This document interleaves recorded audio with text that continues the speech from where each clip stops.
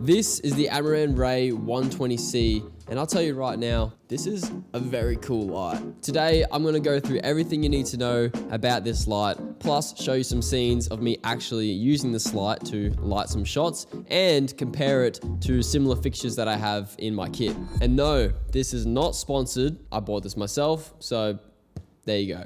First, let's get the price out of the way because I feel like that's one of the main factors when you're buying something. So I got this for $400 Aussie dollars, and I think it's about $260 USD, so that's what you're buying there. I think it's a pretty good bang for your buck, especially knowing what you're getting inside the box, but we'll get into all that very shortly.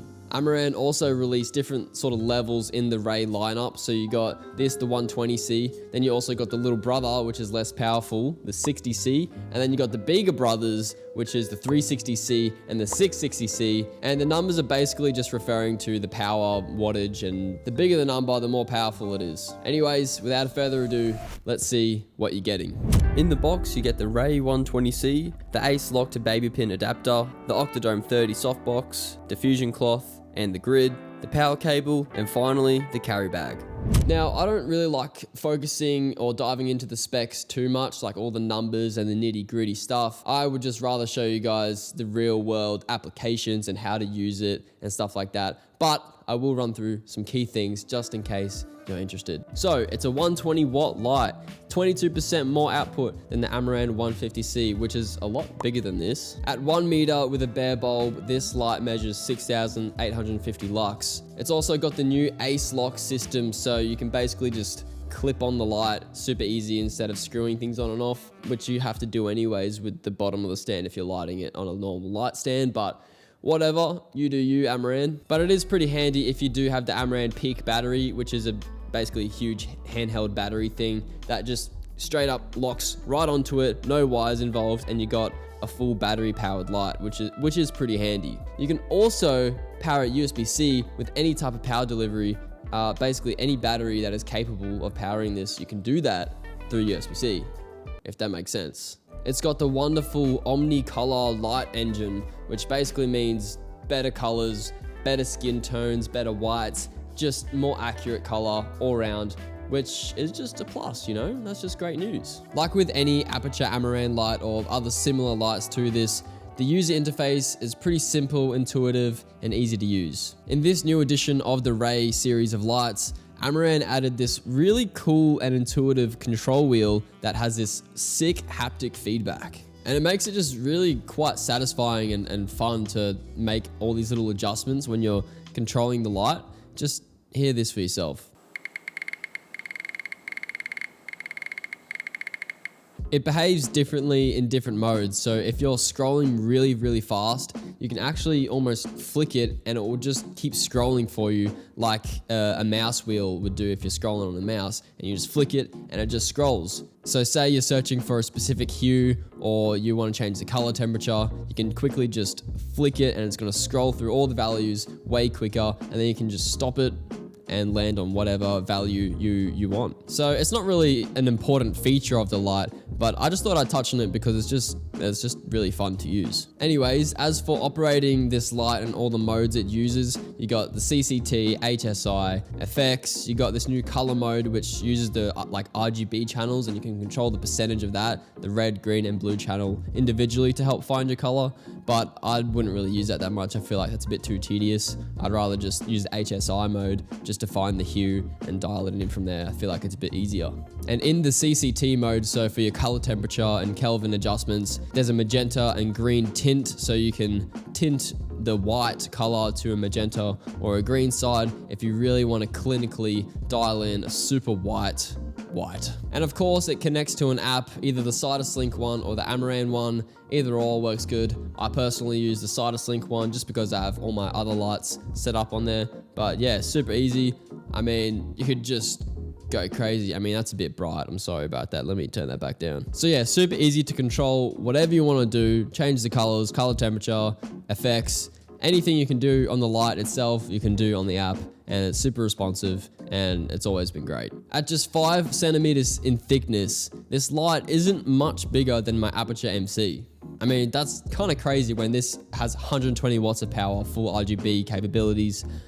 I mean, what? And on top of that, at this size and thickness of this light, it still has a full Bones mount system, meaning you can rig all your Bones mount modifiers that you have already. Like for me, I got the softbox that I'm using right here. It's a bigger softbox and it still works well, still holds the bigger softbox, you know, reliably. I can also put my spotlight on it. Again, it's still a bit janky because of the balance of it and it's a bit heavier on that side, but it still works. But for some reason, I couldn't use my Amaran 60XS's mini reflector, which is a Bones mount modifier, but it just wouldn't quite fit on this one. I don't really know why, but anyways, for the most part, all your Bones mount stuff can go straight onto this light. Now let's get into the fun stuff. I'm going to compare the Amaran Ray 120C to my Amaran 60XS and my Amaran 200D just to see the power comparison with these different form factors. So I've got all the lights set to 100% output pointing to the wall with no modifiers. And as you can see, the Ray 120C is about half the power of the 200D, which seems pretty accurate. But in terms of output, the 120C and 60XS are a bit more comparable. The 60XS does seem to have a bit of a weird green tint compared to the other two, which is a little bit interesting. And then I did a test of the same lights but through a softbox so you can see how it performs through some diffusion. It's sort of the same, similar results in terms of the output difference, and again, the 60XS has a bit more of a green tint. But just remember, I have exposed my camera to the 200D's 100% brightness, so it is stopped down pretty far if you're thinking it's looking a bit too dark. It is actually a pretty bright light. So now that you've seen how it compares to similar lights, I guess sort of in its range, let's actually light some shots with it. For these shots, I wanted it to be a very bold and colorful image. So I set the Ray 120C as a soft backlight with a vibrant purple color, which contrasts well with the warm key light that I set up on the other side. And just with those two lights, I get this look.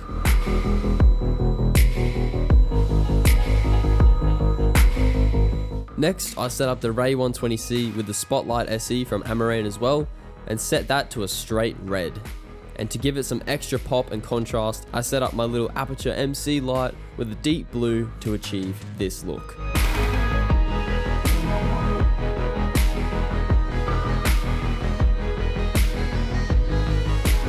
And finally, I kept the Ray 120C on the spotlight and cut a thin piece of warm light on the subject. I turned off all the other lights, and with a bit of extra movement, we get this effect.